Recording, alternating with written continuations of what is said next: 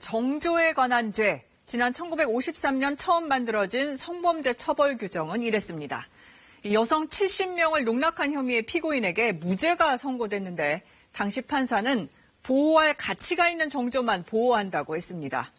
여성은 반드시 정조를 지켜야 한다는 당시 사회 분위기가 담겨 있죠. 40년 넘게 지나 1995년에야 명칭이 달라졌습니다. 강간과 추행의 죄 이후에 부녀로 한정됐던 피해자는 성별 따지지 않는 사람으로 확대됐죠.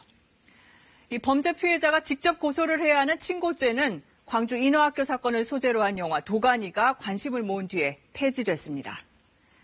2010년부터는 아동 청소년 성보호에 관한 법률로 아동 청소년 대상 성범죄를 가중처벌하게 됐죠.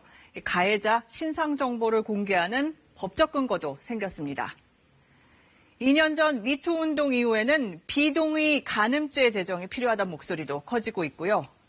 이른바 N번방 디지털 집단 성착취 사건으로 또 다른 계기를 맞았는데 이 정부는 디지털 성범죄를 중대범죄로 규정하고 성착취물의 소지와 판매, 구매까지 전방위적으로 처벌하기로 했습니다.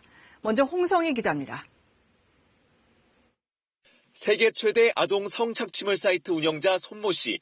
그러나 처벌은 징역 1년 6개월이었습니다. 이 사이트에서 200여 차례 영상을 내려받은 A씨, 고작 벌금형이었습니다. 아동 성착취물을 공급한 사람, 구매한 사람 모두 솜방망이 처벌을 받았습니다. 디지털 성범죄에 대해서 앞으로는 중대범죄로 처벌할 수 있도록 법정 형량을 상향 조정하겠습니다. 우선 아동 청소년 성착취물을 제작하는 경우 공소시효부터 없애기로 했습니다. 끝까지 추적하겠다는 겁니다. 판매자의 경우 현재 형량이 징역 10년까지인데 하한선을 둬 중형이 선고되도록 할 방침입니다. 제작과 판매를 하다 법원에서 유죄가 확정될 경우 신상을 공개하기로 했습니다. 성착취물 소지자 역시 앞으로 징역형에 처해질 수 있습니다. 그동안 대부분 불기소되거나 벌금형에 그쳤었는데 현행 최대 징역 1년인 형량을 3년까지 높이는 방안을 검토 중이라고 정부 관계자는 밝혔습니다. 또 성착취물 소지 혐의로 벌금형을 받을 경우 어린이집 등에 취업할 수 없도록 할 방침입니다. 특히 아동 성착취물을 단순 구입하기만 해도 처벌할 수 있게 성착취물 구매죄를 신설하기로 했습니다.